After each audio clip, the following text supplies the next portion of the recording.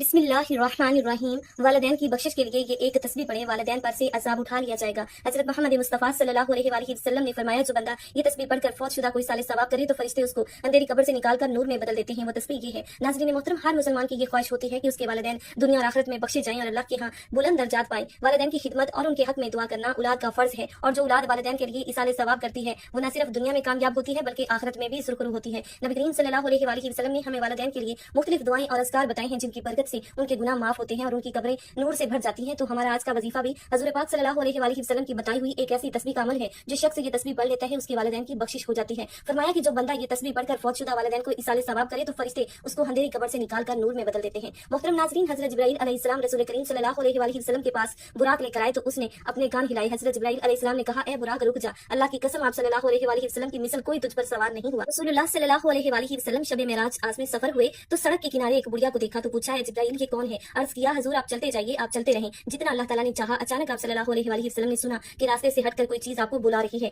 हज़रत जिब्राइल अलैहिस्सलाम ने अर्ज किया, हुजूर चलते जाइए। आप सल्लल्लाहु अलैहि वसल्लम ने सफर जारी रखा। जितना अल्लाह ताला ने चाहा तो आपको मखलूक खुदा में से एक मखलूक मिली, ये कहकर मोहब्बत निछावर कर रही थी, अस्सलामु अलैका या अव्वल इस्लाम, अलैका या आखिर इस्लाम, अलैका या हशर। हज़रत जिब्राइल अलैहिस्सलाम ने अर्ज किया, हुजूर इनके सलाम का जवाब दीजिए। तो आप सल्लल्लाहु अलैहि वसल्लम ने सलाम का जवाब दिया। फिर दूसरी और तीसरी मर्तबा भी उसी मखलूक से मुलाकात हुई और इसी तरह का वाक़या हुआ, हत्ता कि आप सल्लल्लाहु अलैहि वसल्लम बैतुल मक़दिस पहुंच गए। आपके लिए पानी, शराब और दूध पेश किया गया तो आप सल्लल्लाहु अलैहि वसल्लम ने दूध लिया। हज़रत जिब्राइल अलैहिस्सलाम ने अर्ज किया, आप सल्लल्लाहु अलैहि वसल्लम ने फितरत को पा लिया, फितरत को पा लिया। अगर आप पानी को नोश फरमा लेते तो गर्क हो जाते और आपकी उम्मत भी गर्क हो जाती, और अगर आप शराब पी लेते आप और आपकी उम्मत गरूह हो जाते। फिर हज़रत आदम और आप सल्लल्लाहु अलैहि वसल्लम के बाद आने वाले तमाम अंबिया किराम को आप सल्लल्लाहु अलैहि वसल्लम की खातिर जमा किया गया और रसूलुल्लाह सल्लल्लाहु अलैहि वसल्लम ने उस रात उनकी इमामत करवाई। फिर हज़रत जिब्राइल अलैहिस्सलाम ने कहा, वो औरत जिसे आपने उनके पास जाकर सलाम किया उन्होंने मुझे सलाम का जवाब भी दिया। मैंने उनसे पूछा, तुम कौन हो?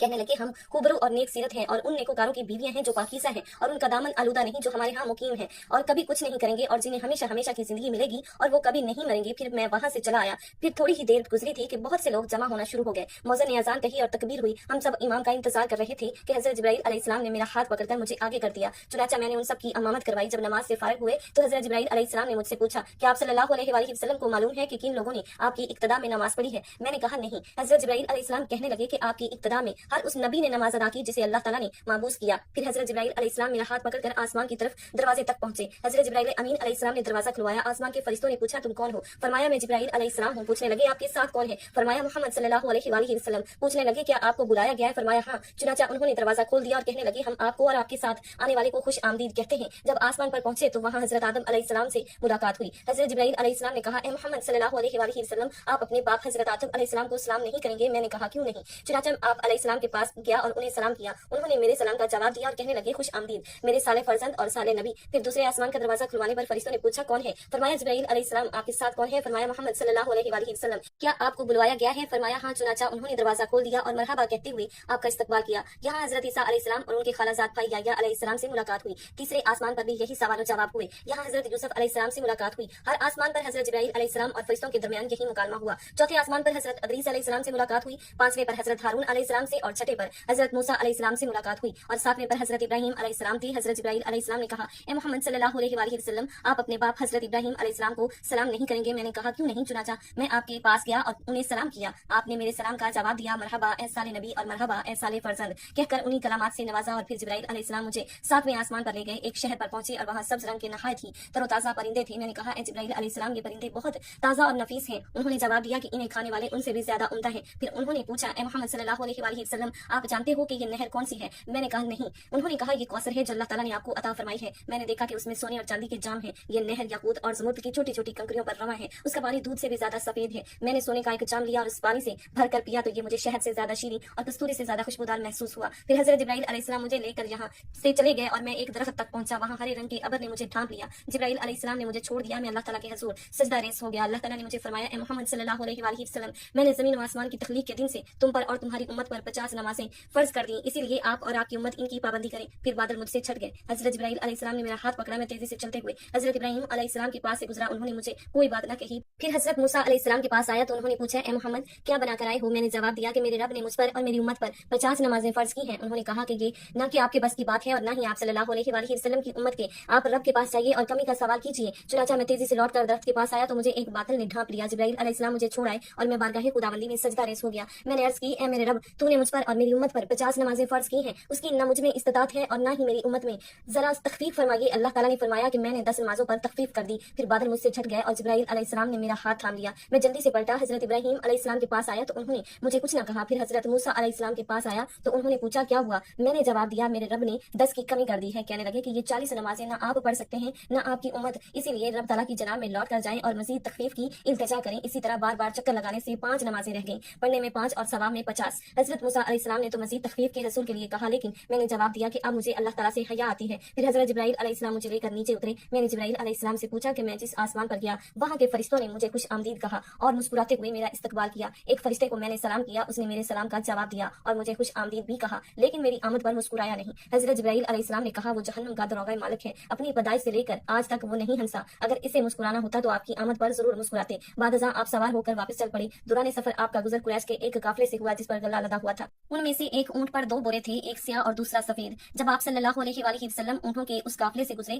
تو یہ بلک کر گھوما، جس کی وجہ سے اونٹ گر پڑا اور اس کی ایک ٹانگ ٹوٹ گئی۔ پھر آپ سفر کرتے کرتے واپس پہنچ گئے۔ صبح ہوئی تو آپ نے لوگوں کو اس واقعے کی اطلاع دی۔ قریش نے یہ بات سنی تو بھاگم بھاگ حضرت ابوبکر صدیق رضی اللہ تعالیٰ عنہ کے پاس آئے اور انہیں کہنے لگے کیا تم نے اپنے ساتھی کی بات سنی جن کا دعویٰ یہ ہے کہ انہوں نے آج کی رات 1 مہینے کا سفر طے کیا اور اسی رات واپس لوٹ آئے؟ حضرت ابوبکر صدیق رضی اللہ تعالیٰ عنہ فرمانے لگے کہ آپ صلی اللہ علیہ وآلہ وسلم نے یہ فرمایا ہے تو واقعی آپ صلی اللہ علیہ وآلہ وسلم سچے ہیں۔ ہم تو اس سے بھی بڑی اور بات میں یقین رکھتے ہیں کہ آپ صلی اللہ علیہ وآلہ وسلم تک آسمان کی خبریں پہنچتی ہیں، آپ صلی اللہ علیہ وآلہ وسلم کی تصدیق کرتے ہیں۔ مشرکین رسول اللہ صلی اللہ علیہ وآلہ وسلم سے کہنے لگے کہ آپ اپنے دعوے کی کوئی دلیل اور نشانی پیش کریں، تو آپ صلی اللہ علیہ وآلہ وسلم نے فرمایا میں فلاں فلاں جگہ قریش کے قافلے کے پاس سے گزرا، قافلے کے اونٹ ہمیں دیکھ کر بدکے اور ان میں سے ایک اونٹ پر ایک سیاہ اور ایک سفید 2 بورے لدے ہوئے تھے، وہ نیچے گرا اور اس کی ایک ٹانگ ٹوٹ گئی۔ جب قافلہ واپس پہنچا تو انہوں نے قافلے والوں سے اس کے متعلق دریافت کیا تو انہوں نے بالکل وہی بات بتائی جو رسول خدا صلی اللہ علیہ وآلہ وسلم بتا چکے تھے۔ کہتے ہیں کہ اس کی تصدیق کے باعث حضرت ابوبکر صدیق رضی اللہ تعالیٰ عنہ کا لقب صدیق پڑ گیا۔ پھر آپ لوگوں سے پوچھنے لگے کہ کیا حاضرین میں سے آپ کے ساتھ موسیٰ اور عیسیٰ علیہ السلام بھی تھے؟ آپ صلی اللہ علیہ وآلہ وسلم نے فرمایا ہاں۔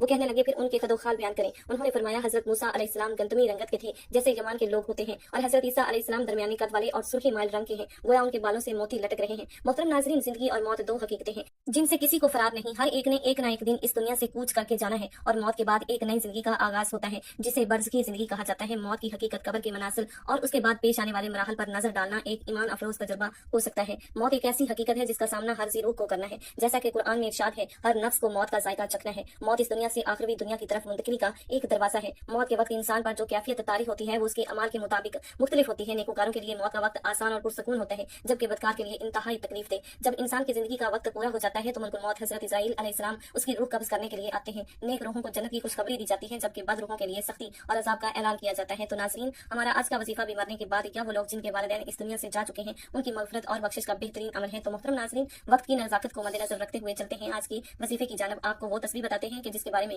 حضرت محمد مصطفیٰ صلی اللہ علیہ وآلہ وسلم نے فرمایا کہ جو شخص یہ تسبیح پڑھ لیتا ہے اس کا ثواب اپنے والدین کو اس سال کرتا ہے تو ان کے والدین کی قبر کو نور سے منور کر دیا جاتا ہے، ان کے والدین کی بخشش کر دی جاتی ہے، کیونکہ نیک اولاد بھی والدین کے لیے صدقہ جاریہ بن جاتی ہے۔ وہ جو بھی نیک عمل کرتے ہیں، جو بھی ذکر و اذکار کرتے ہیں، اس کا ثواب اس کے والدین کو بھی دیا جاتا ہے جو اس کے والدین کے لیے بخشش کا ذریعہ بنتا رہتا ہے۔ تو ناظرین محترم، یہ بہت ہی مجرب تسبیح ہے۔ تسبیح کے پڑھنے کا کوئی وقت مقرر نہیں، آپ کو جب جہاں جیسے وقت ملتا ہے آپ اس تسبیح کو پڑھ سکتے ہیں۔ آپ کسی نماز کے بعد بھی پڑھ سکتے ہیں، آپ اس کو ہر وقت پڑھ سکتے ہیں، لیکن اس تسبیح کو پڑھنے کے لیے ایک ہی شرط ہے کہ آپ نے باوضو حالت میں اس کو پڑھنا ہے۔ اس کو پڑھنے کے لیے سب سے پہلے آپ نے حضور پاک صلی اللہ علیہ وآلہ وسلم کی ذات اقدس پر درود پاک کا نذرانہ پیش کرنا ہے۔ درود پاک آپ کوئی سا بھی پڑھ سکتے ہیں، آپ صلی اللہ علیہ وآلہ وسلم پڑھ لیں، آپ صلی اللہ علی محمد پڑھ سکتے ہیں، لیکن درود ابراہیمی کی فضیلت و برکت بہت زیادہ ہے، اسی لیے ثواب کے طور پر ایک مرتبہ میرے ساتھ بھی پڑھ لیجیے۔ اللہم صلی علی محمد وعلی آل محمد کما صلیت علی ابراہیم وعلی آل ابراہیم انک حمید مجید۔ اللہم بارک علی محمد وعلی آل محمد کما بارکت علی ابراہیم وعلی آل ابراہیم انک حمید مجید۔ ناظرین محترم، درود پاک پڑھنے کے بعد آپ نے ایک تسبیح پکڑ لینی ہے 100 دانوں والی، اور اس تسبیح پر آپ نے یہ مبارک کلمات پڑھنے شروع کر دینے ہیں۔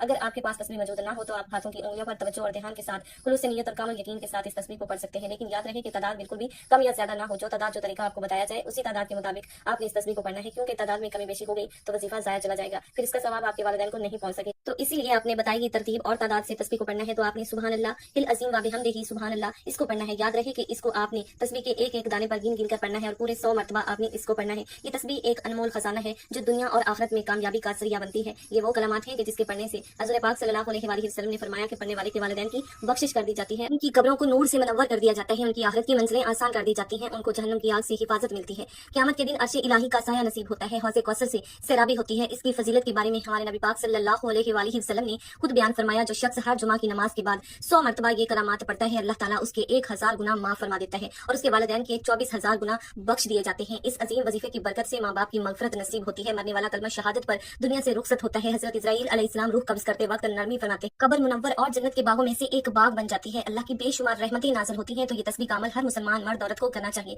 ताकि उनके नेक अमाल में इजाफा हो और वालिदैन के गुनाहों की मगफरत हो और उनकी कब्रें नूर से रोशन हो जाएं, दरजात की बुलंदी हो। तो आपने नाज़रीन बताई गई तादाद के मुताबिक ये तस्बीह पढ़ने के बाद आपने वही दरूद पाक पढ़ना है जो आपने वजीफा शुरू करने से पहले पढ़ा था। उसके बाद दिल ही दिल में अल्लाह ताला से अपने गुनाहों पर नदामत महसूस करते हुए तौबा करनी है और अपने वालिदैन की बख्शिश के लिए दुआ करनी है। नाज़रीन दुआ है कि अल्लाह ताला नेकी की बात को सुनने, समझने और उस पर अमल करने की ताकत और तौफीक अता फरमाए। मेरा सुनाना और आपका सुनना अपनी पाक बारगाह इलाही में कबूल व मंजूर फरमाए और हम सबका खात्मा ईमान पर फरमाए। आमीन या रब्बुल आलमीन। नाज़रीन वीडियो अच्छी लगी हो तो वीडियो को लाइक, शेयर और चैनल को सब्सक्राइब जरूर कीजिएगा। अल्लाह हाफिज।